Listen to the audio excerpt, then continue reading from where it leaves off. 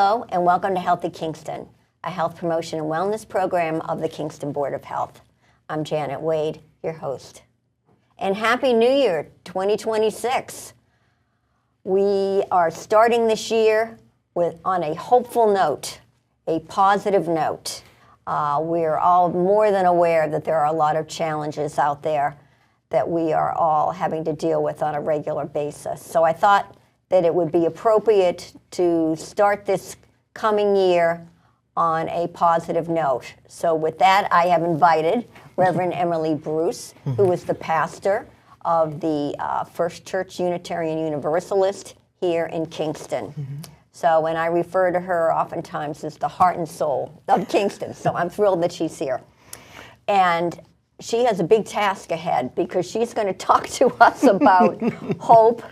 And I have to say, we were talking before the taping, and I've been doing some research on hope, and I had always thought that it was something that was a bit esoteric. It wasn't, it was a reflective thing. It wasn't real.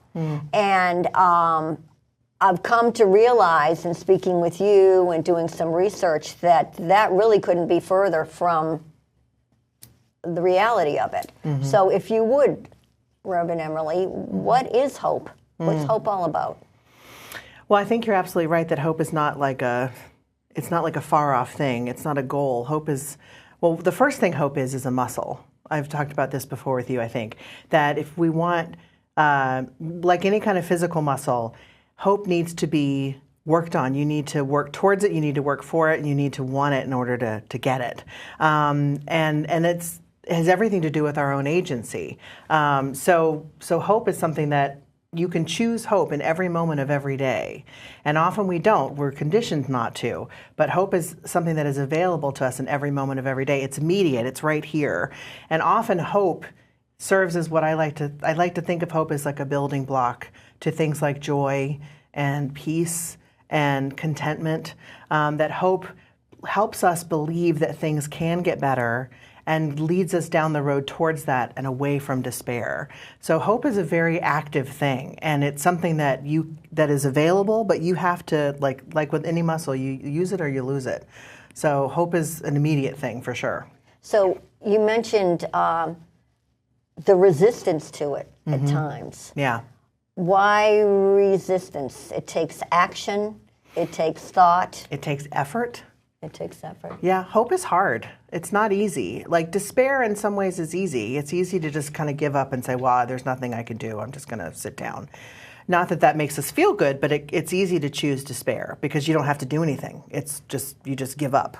But to hope, especially in a climate like ours, in our political climate and with all of the strife that's happening around the world, all the difficulties people are having relating to each other and being with each other, hope is something you have to work toward. And it's something, like I said before, you have to choose it.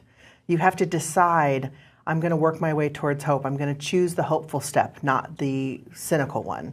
And a lot of people, especially when we're beaten down by the world, when we've got a lot of problems we don't know how to handle, it can feel like we don't have the energy for that, which makes it feel so elusive. That's why the way you described it in the beginning, I think it feels elusive because you have to actually make an effort to get there, and a lot of people don't feel like they have that energy to do so. So how do you get there? Well, like I said, it's, for me, I won't speak for the rest of the world, but I'll speak for myself.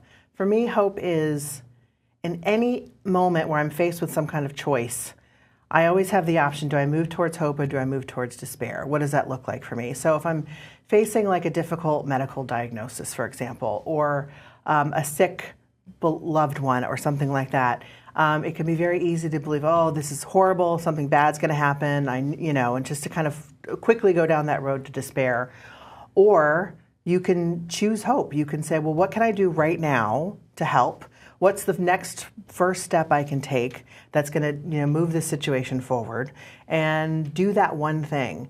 And I think part of the problem is people think they have to figure it all out and solve it, but that's not the case at all. you just take one step forward, just one step, do one small thing, whatever it is, and move in that direction versus move away from despair at the same time. And that's all you have to do. And then once you've done that one step, figure out what the next step is.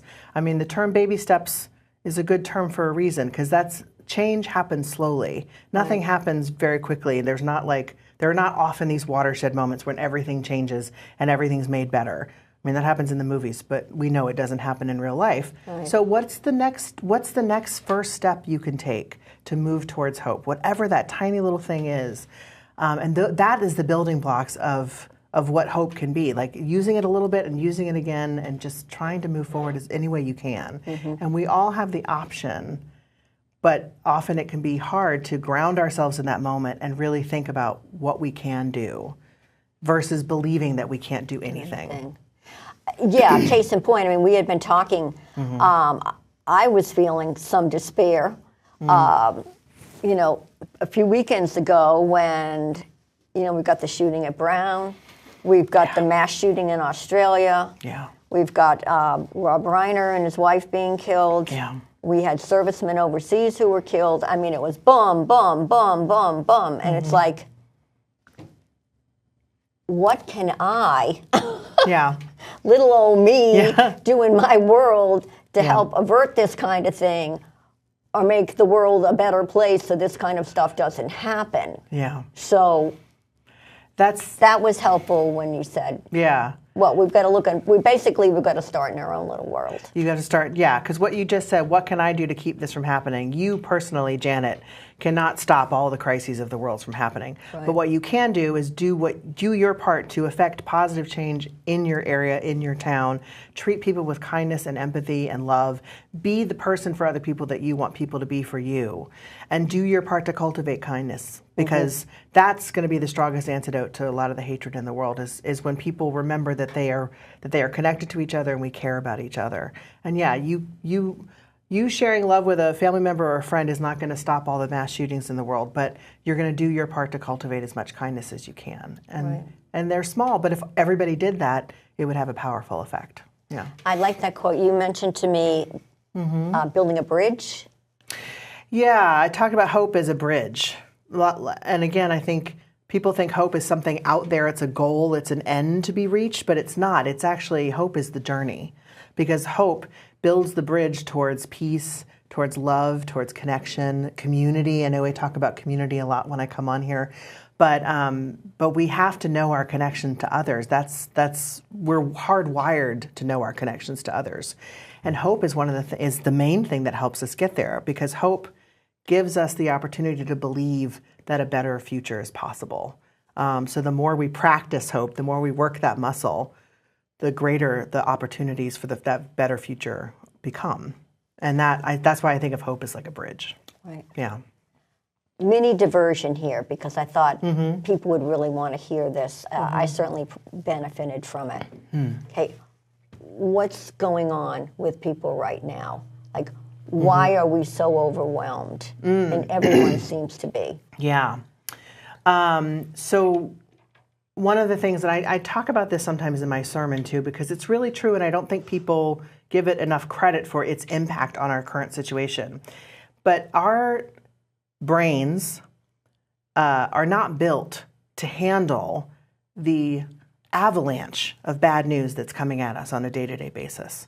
You know, like the cavemen that we are descended from were really, had more animal-like brains, and those brains responded to threat, were primed and built to respond to threat, like to animals chasing them down, to storms and fire and all those other things, the things that were in their immediate area that they can control.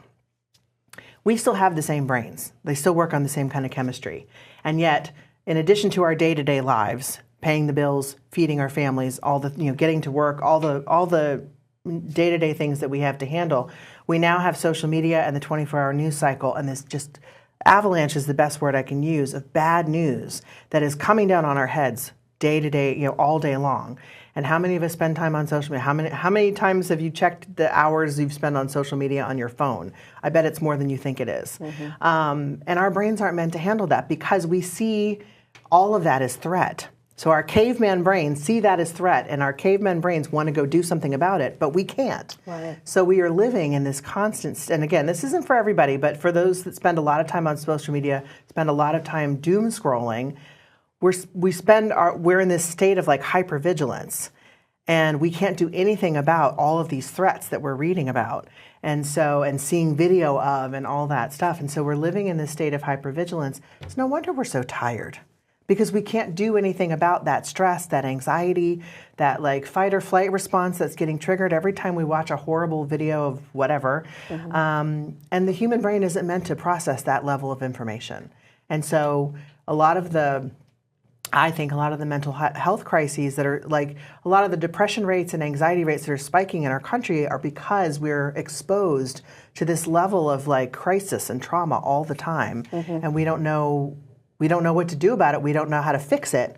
All we can do is witness it. And it's having a really, really horrible effect on our brains and our nervous systems. Well, it makes perfect sense to me. Yeah. I mean, I was relating how, after all these horrible things happened, all these shootings and all, I started getting this heavy feeling in my chest and anxiety, and that's not my typical way of operating. And I thought, what is going on here? And it was absolutely what you were talking about. Yeah. So you mentioned, alleviating to a great degree contact with social media. Yeah. Because to me, if you're all caught up in that, how can you even think about hope? No, you can't. They're just they're not. They're so juxtaposed.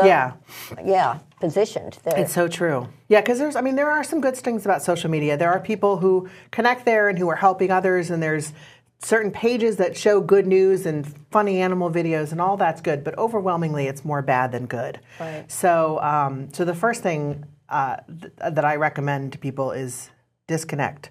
Get off social media. You don't have to quit it entirely. I'm on it because I connect with a lot of my clergy colleagues that way, and some old friends that I don't keep in touch with otherwise. But I try to limit the amount of time I spend on social media. And especially, well, not right now because it's winter, but especially when it's warmer, I literally go touch grass. I get outside. I go for a walk. I play with my cats. I talk to a friend on the phone, or better yet, I see I hang out with somebody like flesh to flesh, like in person, have a conversation face to face, because it's amazing how little we do that these days. And of course, I'm a minister, so I get to once a week, I get to get together with all of my people, and we have a service together, and we hug each other, and I don't want to downplay it because it's really important. Some of the people in my church, they don't get a lot of human contact, and sometimes that hug is the only physical contact they get all week. Sure. And it makes a difference. Oh, absolutely. Huge difference. Absolutely. So what can you do to bring yourself physically closer to other people in your life and away from the screens? And don't rely on the screens as a means of being in contact with the world and building relationship with the world. Like, do it with flesh and blood people. That's always my first and best advice. Yeah. Wow. Well, it's a great way to start off the year, I'll tell you. Yeah. I'm feeling more hopeful and positive. Oh, I'm so glad. Already. Good. I'm so glad. So, hope is a muscle. Hope is a muscle. It needs to be used. Yep. And it is waiting for you to use it. It is sitting there waiting for you. You just have to choose it. So choose it and see what will happen. Yeah. Great way to start the year. Thank you so much. Thank you. Okay. Happy New Year. Happy New Year. Happy New Year to all of you out there.